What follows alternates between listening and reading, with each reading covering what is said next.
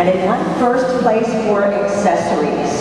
It's the Knit Me a Yarn Tote, and it is from Georgia Vincent of Pittsfield, New Hampshire. As one of the wonderful submissions for the 2010 TKGA design, the Knit Me Yarn Tote is every knitter's dream of just what a great bag should be and have. It's clever message on each side in the panel, and it's a sturdy canvas lining, and the tricolor accents are some of the features, plus its numerous pockets, buttons no less, so that this tote will hold your latest project and more. Add the celebratory announcement of the TKGA 25th anniversary on one side, and the whimsical saying coined by the designer Georgia Vincent on the other, and they have a real attention grabber that's very functional. So no wonder Georgia's piece was chosen as #1 winner of the accessories category. It says, knit and purl, purl and knit, drop a stitch, sit and rip.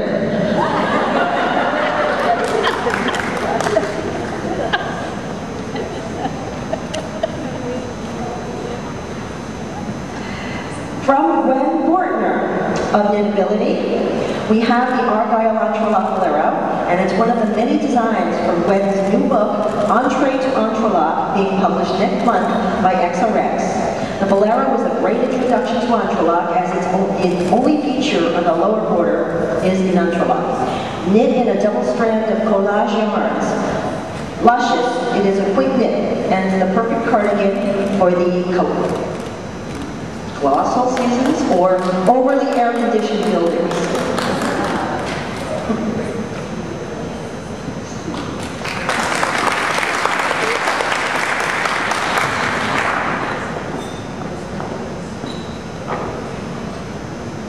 This one is from, forgive me if I get this wrong, Anna Ryson? Is that correct? Okay.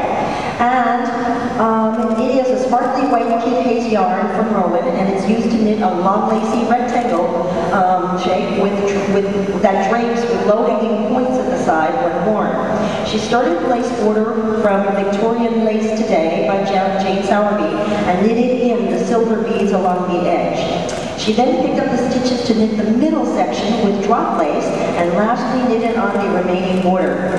To finish, a small crochet picot edge and a white sparkly yarn from Filature de Crosa. It's called Jello, and this garment was created to celebrate the 25th wedding anniversary.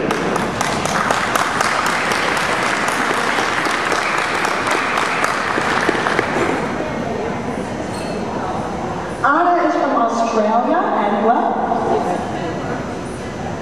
she said that all the way from Australia. Wow! And here is the lovely Gwen Bortner wearing the lacy Entrelac Flounce Duo. And it's a highly popular design. You can see why. It's a top and skirt that can be found in the book Entree to Entrelac. It's her first book, being published next month by XRX, and both pieces are knit in Claudia's hand-painted linen, featuring an Entrelac flounce created with 4 different lace panels. The top has both a short sleeve version or a sleeveless variation, and the A-line skirt flows seamlessly from an elastic waistband. It's easy care linen, classic styling, and a silhouette that looks great on most body types. So it's no surprise this duo is in the project queue for lots of shop owners. It is so flattering. Looking at her, who would guess that Gwen Bortner weighs 380 pounds?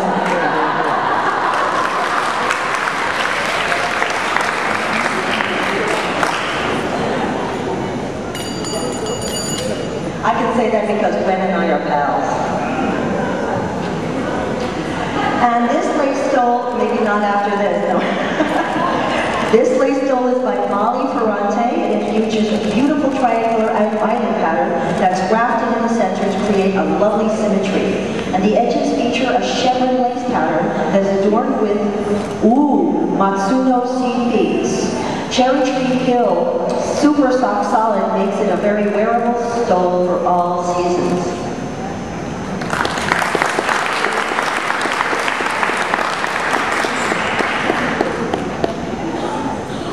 And also from Anna Ryson, from Australia, This long lacy overcoat is an Annie Black kid mohair blend, and she chose a soft green-gray color reminiscent of the wintry landscape. Originally, she started out with a pattern from Meg Swanson's Gathering of Lace book, and then the project just took over and it evolved. The lace bands are from Victorian Lace Today by Jane Sowerby, and they were knitted separately and sewn on afterwards. Along the front, there's a knitted small band of a section of wide lace borders to finish off nicely and harmonize the lace edges with the body of the overcoat.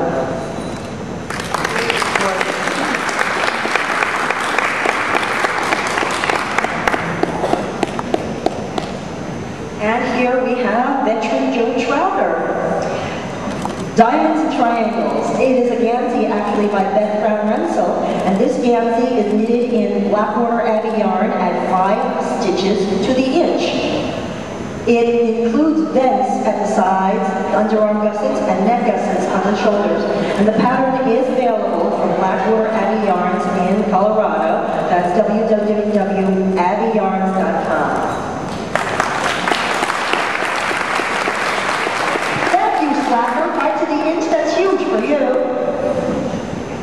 Beth usually likes to work at about 8 stitches to the inch. Sarah Louise Harper designed Heaven and Heathers, is that? So Sarah Louise Harper designed the girls' cardigan for Cast On magazine.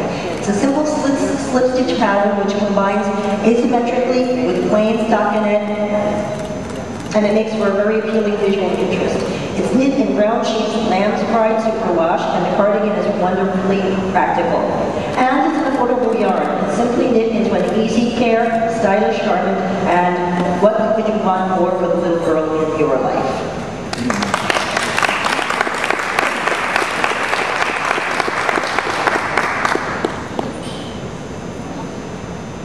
And here is Edie Edmond wearing the beautiful berry summer shawl designed by Joe Trouter.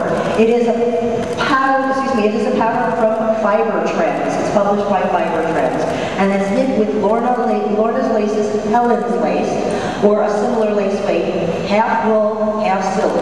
It's in a delicious blueberry color, and Joe has combined lace motifs of berries, leaves, in a stunning stole, which provides just the right amount of warmth and style for summer, or really any time. And you can wear it elegantly on dressy occasions or casually with jeans and a tee to add a little style. It's knit in 2 halves, including the edging as you go, with an unvented, clever way of manipulating the edges so it rounds the corners well. Then the 2 parts are grafted together using Kitchener stitch. This method of construction allows you to tailor the final size to the amount of yarn you have on hand, or the amount of yarn you need, whichever comes first. And this is a summer 2008 project for the Year of Lace subscription series. It took 100 grams or 1,200 yards on US size, 2 needles.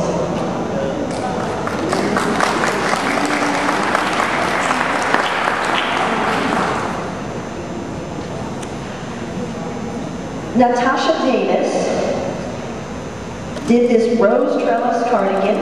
She is modeling it herself, a Fair Isle cardigan, designed by Donna Kay of Harrisville Yarns.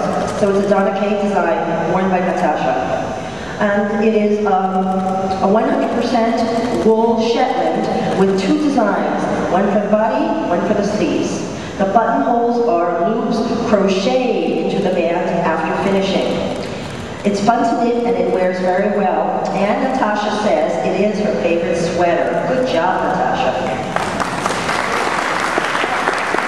Okay, who wants door prizes? We've got plenty of door prizes. So, let's see. Who bribed me again? Which one bribed me? I'm trying to remember.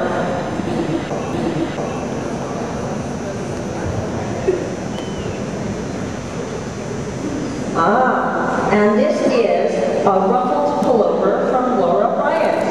This feminine ruffled pullover is done in Prism Symphony yarn, and it was inspired by tailor and sewn fabric jackets. Strategically placed decreases and increases hug the body, and the North Star stitch is reminiscent of how to jet fabric.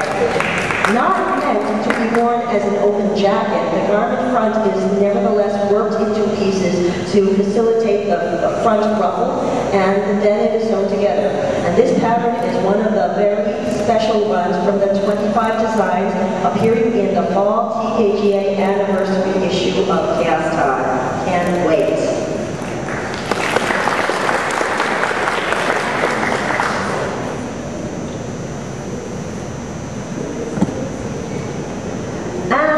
Joan is wearing her own design. It's Turkish Delight cardigan in county wool.